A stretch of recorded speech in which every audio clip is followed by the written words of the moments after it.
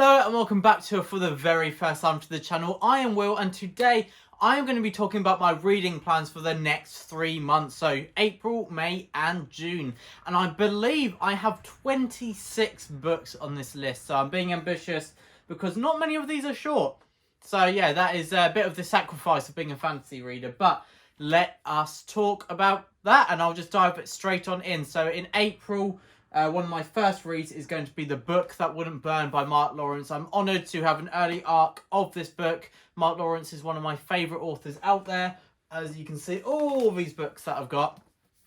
And I need to read his original 2 trilogies, which somehow I have not yet. But The Book That Wouldn't Burn will be the next one up on my list. And this is book 1 of a new series, and it is coming out in May or June. So I am reading it before release, and I'm looking forward to it. And yeah, with Mark Lawrence's kind of lyrical but stripped back prose, what more can you ask for? I bet there's going to be amazing characters as usual.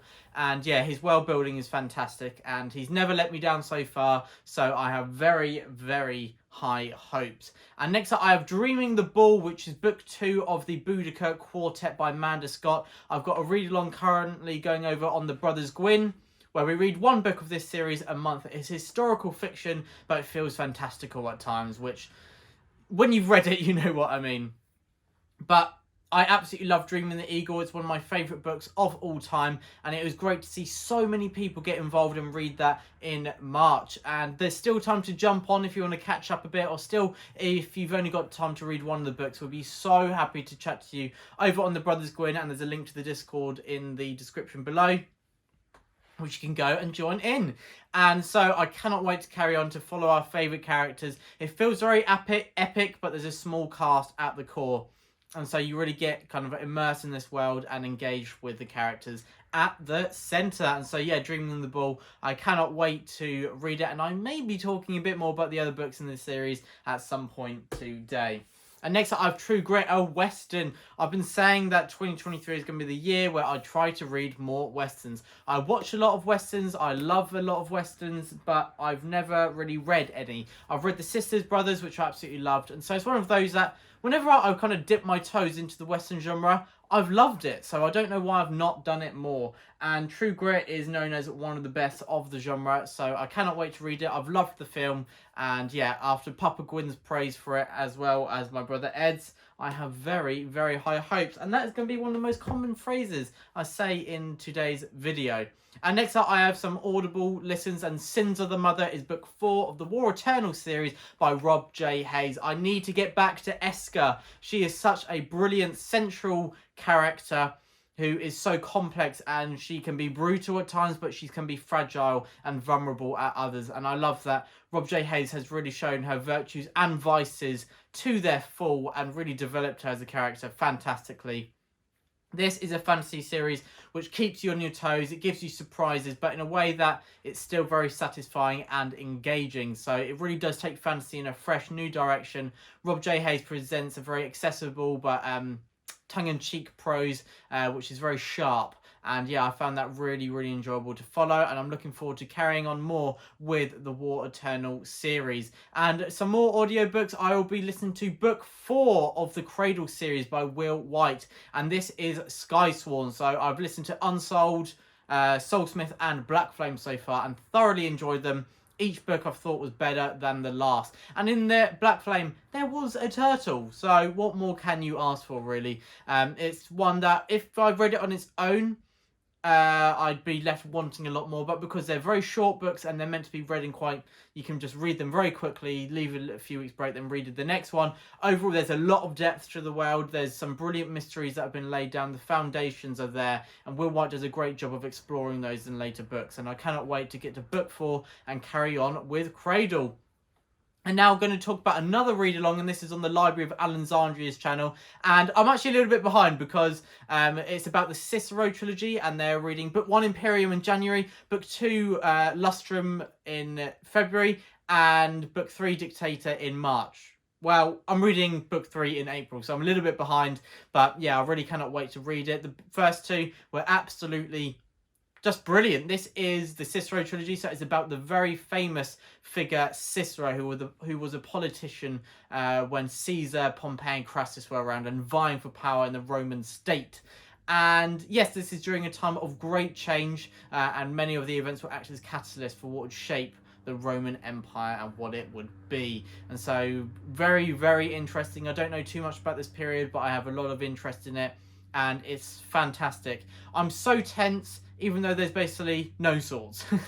But yeah, as I said, it is such an immersive and engaging read, and you feel so tense, and you feel this sense of dread because of the politics are weaved so cleverly in a way where you can tell that these characters, it is their life, but it's still very engaging, and you can still understand what is going on. Robert Harris treads a very fine line, but in my opinion, does it brilliantly. And so yeah, I'm looking forward to finishing this series. And then I'm currently reading Yellow Sky Revolt, which was a recommendation by Alan over on the Library of Alexandria. And this is historical fiction again, throwing us into the period of the warfare of the Three Kingdoms in China.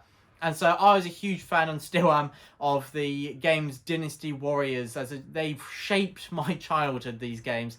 And that is the period where this book is set. They share the same kind of period, but obviously Dynasty Warriors is based on the romance with the Three Kingdoms, which is not known for being historically authentic. And Yellow Sky Revolt, it's a chronicler's tale, it's a framing narrative, so a survivor of this war is telling the tales of the past. And I'm about a third of the way through and absolutely loving it. I think it's fantastic. At the moment, it's a Bildungsroman, a coming-of-age story. This boy throughout his childhood and seeing how it's kind of thrown him into events that will shape who he comes to be, and so much of kind of these little elements and mysteries that are being laid down as well. It's really great, very interesting characters, very immersive, great exploring the culture. And yeah, I'm really enjoying it, and some more historical fiction to add to the list. And so that is what I will be reading in April. Now let's get into May, and I will be reading book 3 of the Boudica Quartet, Dreaming the Hound. And yeah, exactly as I said for book 2, basically. I can't really say much more. I cannot wait to read this series. They are big books, but I'm looking forward to getting through them. I'm going to be pillaging my brother's copies, so they're at his house, so I've not got them to hand. And then next up, I have some more from the Cradle series. So book 5 is Ghostwater, and this is basically, when I've already talked about one of the books in this series already, I can't really say too much more, can I? But it's the same. I'm looking forward to kind of another very fast palate cleanser, and I'll be listening to one of these a month, the same as I'm doing for the Boudica Quartet, but I'll be reading them physically. But I'll be listening to the Cradle series, and it's narrated by Travis Baldry, writer of Legends and Lattes, and he's a great narrator. And so yeah, I'm really looking forward to carrying on with this series. Next up, I have The Sandman, Book 2. So this contains Volume 4 and Volume 5 of The Sandman graphic novel by Neil Gaiman. And I read Book 1 in February or March. I think it actually straddled across both, because I read Volume 1 in February and Volume 2 and 3 in March. And I thoroughly enjoyed it. It was a gift from a friend of mine, Max, so thank you very much for that if you're watching. And I, as I said, thoroughly enjoyed it. I loved the adaptation, and it was really interesting seeing how true the adaptation was to the source material. But the source material was somehow even crazier, even more imaginative, and even more mind-blowing. I loved seeing Neil Gaiman's imagination just really let loose with no restrictions. And I love how he links kind of mysteries of the past to his stories, and he gives kind of reasons for them. And I loved the story about how A Midsummer Night's Dream came about by Shakespeare. And it's got a bit of what I felt with Mort by Terry Pratchett, very humorous at times, but it has a philosophical edge to it, which is very powerful. And some of the stories in The Sandman really kind of display that as well. And I loved it. And I love how it's not just kind of a funny story to kind of follow and see these crazy events. It has got that kind of exploration of the human condition as well. And yeah, great complex characters at the core. And so I'm really looking forward to carrying on with Book 2, which contains Volume 4 and 5. And next up, another audiobook. So I will be... Oh, I forgot to mention, actually... in April I will be reading the Silver Eagle, The Silver Eagle by Ben Kane. This is book 2 of the Forgotten Legion Chronicles, and it's historical fiction. I'm currently reading book 1, as we're in the last few days of March now, and I'll be finishing it probably today. And it's great. I'm really enjoying it, and Ben Kane's a great writer, and this is throwing us into the period. It's interesting. I didn't mean to, but it literally takes up exactly where I finished off with Lustrum by Robert Harris, and so they're not linked in any way other than the same historical period, and it's picking up just where that left off, so that's a coincidence. And it will be interesting when I read Dictator, seeing how kind of the history is presented differently from Ben Kane to Robert Harris. But anyway, the Forgotten Legion is very different, a bit more military, a lot more military actually, not so much politicking, although that is a big aspect as well. And so, yeah, that is the Silver Eagle, and in May I'll be reading book 3 of the series, which is called The Road to Rome. And so, yeah, I'm really looking forward to carrying on with this, reading some more Ben Kane. I loved his Lionheart trilogy, which is set with, guess what, Richard the Lionheart, during what is probably the most renowned crusade. And Richard the Lionheart is a very famous figure in English history as one of the monarchs. And so, yeah, that is The Road to Rome. And next up, I have The Exile, which I'll be reading in May by Ryan Cahill. This is a novella which I love how Ryan Cahill has got thick tomes of books you can really dive into, and then novellas as well. So I read Of Blood and Fire, which is book 1 of The Baron of the Broken. Then I read The Fall, which is his first novella. Then I read Of Darkness and Light, and now I'm going to be reading The Exile, and then after that, Of War and Ruin, which is a thick book. But yeah, The Exile, really looking forward to this. On the back, Library of a Viking said, arguably Cahill's best work to date. And there's some other great quotes on the back as well. So yeah, I'm really looking forward to reading this. Ryan Cahill is cementing himself as a very consistent author and one of my favourites, and yeah, so I feel very confident with The Exile, and I'm looking forward to getting through it. Some more fantasy, and it's always nice being able to kind of read a bit of a smaller book sometimes, isn't it? I love these tomes, I love these huge books. As you can see, I've got literally hundreds of them around me. But sometimes it's nice to read a smaller book that still has a lot of depth and emotion, and I'm sure that is what The Exile will deliver. And next up, I have some non-fiction. That is Bronze Age Greek Warrior, 1600 to 1100 BC. And so this is just me doing a bit of research, and it's Osprey, which they do hundreds of little non-fiction works like this, which are pretty small, but they've got some images and just basically an overview. They don't go into great depth, but it is an overview, and I'm really looking forward to reading it, doing a bit of research, and yeah, hopefully this will be very useful, and I'm very interested in learning more about this period.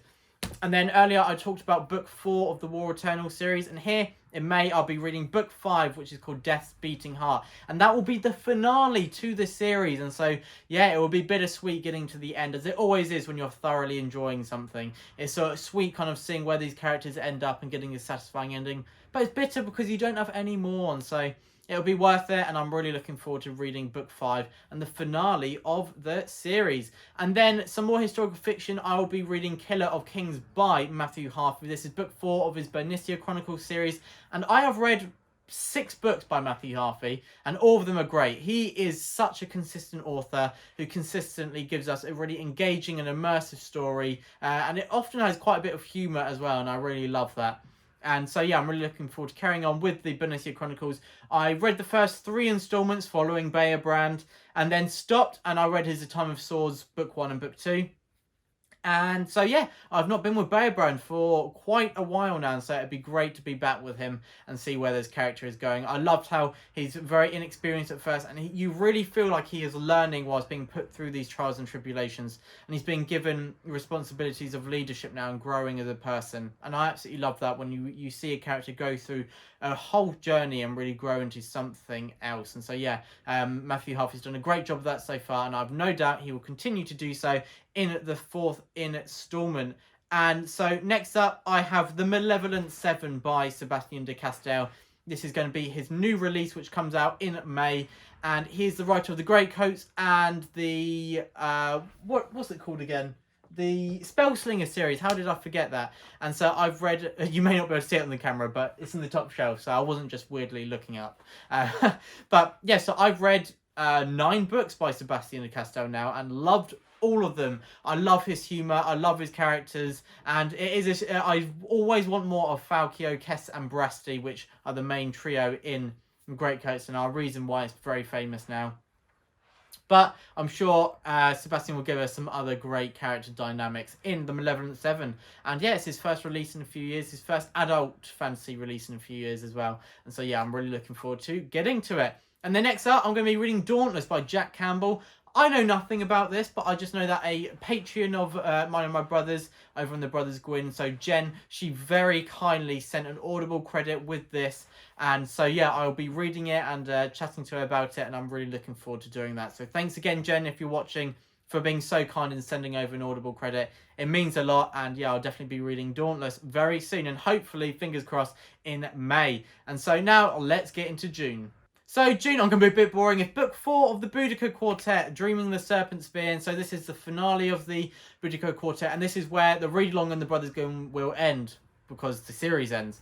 And so, yeah, that'll be read in June, and I'm looking forward to chatting about that. I did not mention that for each installment of the Boudica series, me and my brother will be doing a review of that book on the channel, getting as many people involved as possible. And they'll be spoiler-free, so do go check them out if they're out. If maybe the first one is out already. I don't know when I plan to put this video out, but hopefully it is. And next up I have, guess what? Book 6 of the Cradle series, and this is called Underlord. And so, yeah, it's the same as what I said for Skysworn and Ghostwater. Really looking forward to it, and Will White is cementing himself as another author I can really rely on. And so, yeah, I'm really looking forward to the 6th installment. Next up, I have a reread, and that is Assassin's Apprentice by Robin Hobb.